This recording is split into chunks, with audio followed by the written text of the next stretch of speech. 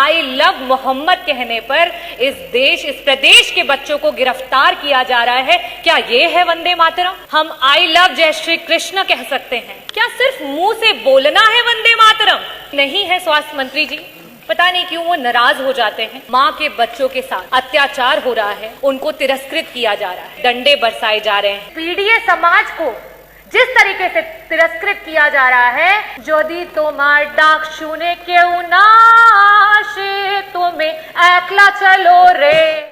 आदरणीय अधिष्ठाता महोदय, मैं आपका आभार व्यक्त करना चाहूंगी कि आपने मुझे वंदे मातरम पे हो रही चर्चा में भाग लेने का अवसर दिया।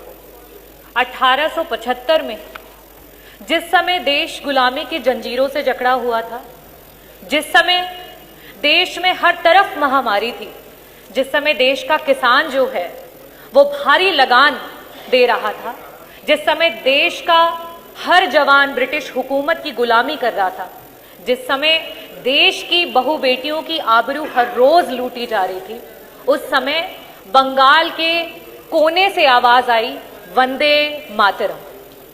बंकिम चंद्र चटर्जी जी के द्वारा लिखा गया और रविंद्रनाथ टैगोर जी के द्वारा गाया हुआ ये गीत लड़ाई का, देश की स्वतंत्रता की लड़ाई का हथियार बना। इस देश की स्वतंत्रता की लड़ाई के लिए वंदे मातरम कहते हुए लोगों ने अपने प्राणों की आहुति दे दी। ये किसी जाति विशेष के लोग नहीं थे, ये किसी धर्म विशेष के लोग नहीं थे, इसमें महिलाएं भी थी, इसमें इस देश के हर एक व्यक्ति का योगदान रहा, जिसकी वजह से आज हम इस आजाद भारत में सांस ले रहे हैं। अध्यक्ष जी, आज राष्ट्रगान के, राष्ट्र गीत के 150 वर्ष पूरे होने पर हम इस चर्चा को करा रहे हैं, लेकिन क्या सरकार वंदे मातरम इन शब्दों को क्या समझती है? इनकी मान और मर्यादा को समझती है? वंदे मातरम का अर्थ है वंदना मां की, भारत मां की। किसी भी मां की वंदना उसके बच्चों को दुख पहुंचा करके, उसके बच्चों के साथ अत्याचार करके कभी भी नहीं की जा सकती। अधिष्ठाता महोदय, यह सरकार की कैसी मात्र वंदना है जहां हर रोज मां के बच्चों के साथ अत्याचार हो रहा है, उनको तिरस्कृत किया जा रहा है। इस सरकार में हम आई लव जय श्री कृष्ण कह सकते हैं, हम आई लव वाहे गुरु कह सकते हैं, हम आई लव जीसस कह सकते हैं, लेकिन आई लव मोहम्मद कहने पर इस प्रदेश के बच्चों को गिरफ्तार किया जा रहा है। क्या ये है वंदे मातरम? मैं कहना चाहूंगी अधिष्ठाता महोदय, आज जब प्रदेश का युवा नौकरी मांग रहा है तो उस पर डंडे बरसाए जा रहे हैं। क्या ये है वंदे मातरम?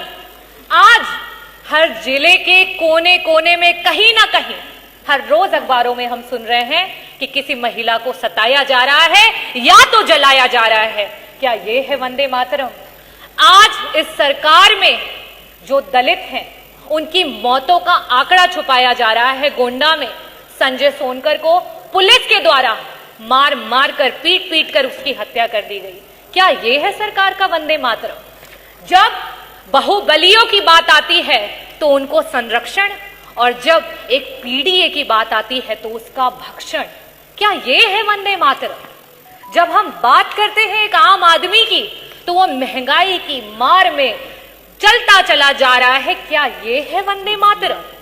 आज माननीय मंत्री जी नहीं है, स्वास्थ्य मंत्री जी, पता नहीं क्यों वो नाराज हो जाते हैं जब भी स्वास्थ्य की बात होती है। लेकिन जब अभी कुछ दिन पहले इसी सदन के कैबिनेट मिनिस्टर, जब उनको हार्ट अटैक आया और सरकारी अस्पतालों के इस प्रदेश के उप मुख्यमंत्री, स्वास्थ्य मंत्री और कैबिनेट मंत्री दर दर की ठोकरें खा रहे थे और आपका जो विभाग है वो गिड़गिड़ा रहा था इलाज के लिए, और समाजवादियों के द्वारा बनाए गए मेदांता में जाकर के उनका इलाज हो पाया। आज स्वास्थ्य का ये हाल है उत्तर प्रदेश में। क्या ये है वंदे मातरम? आपके पास तो तब भी इलाज का एक रास्ता था उन गरीबों के लिए। सोचिए, आज बहुत बड़ी बड़ी बातें कर रहे थे कि मुख्यमंत्री विवेकाधीन कोष से 13 1300,000 करोड़ का फंड जो है वो लोगों को मदद के लिए आया, लेकिन आज भी 5 लाख लोग प्रदेश में हार्ट अटैक से और 2.5 लाख लोग कैंसर से प्रतिदिन मरते जा रहे हैं। ना उन्हें इलाज मिल रहा है, ना उनको दवाइयां मिल रही हैं। क्या ये है वंदे मातरम?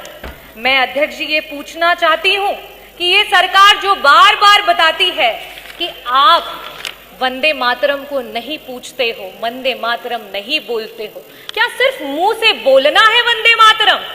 वंदे मातरम का असली इम्तिहान तो धरातल पर होता है, और धरातल पर उस मां के बच्चों के साथ हर रोज अत्याचार हो रहा है, हर रोज वो पीड़ा सह रहा है। क्या ये है आपका वंदे मातरम? आदरणीय अध्यक्ष जी, मैं ये कहना चाहूंगी कि हमारे पुरखों ने, हमारे पूर्वजों ने, वो किसी एक जाति और धर्म के नहीं रहे। उन्होंने हंसते हंसते कफन को चूम लिया, फंदे को चूम लिया, तब हमें आजादी मिली है।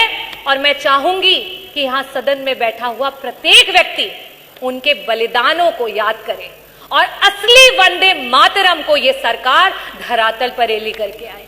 मैं पुष्प तो नहीं अर्पित कर सकती, लेकिन मैं शब्द चढ़ाती हूं। हिंद जिनकी जान था, मैं शब्द चढ़ाती हूं। हिंद जिनकी जान था, नाम हिंदुस्तानी जिनका मजहब हिंदुस्तान था।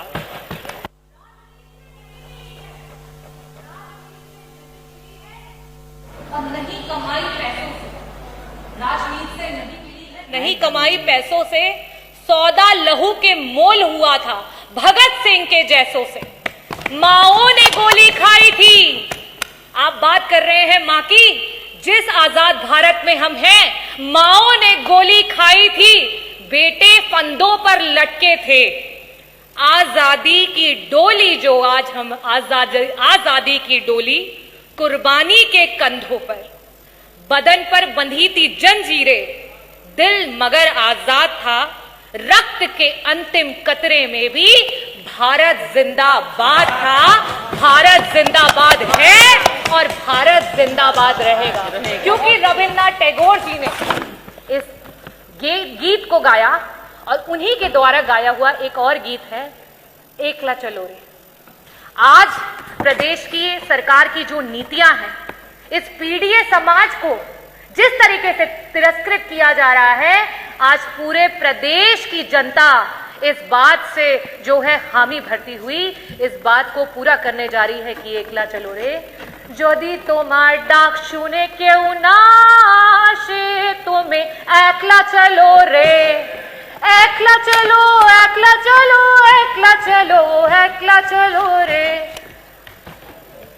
এই ভারত আমাদের জান, আমাদের স্বাভিমান, और এই ভারতের জন্য আমরা আমার জানটা দিতে পারছি। बहुत बहुत धन्यवाद।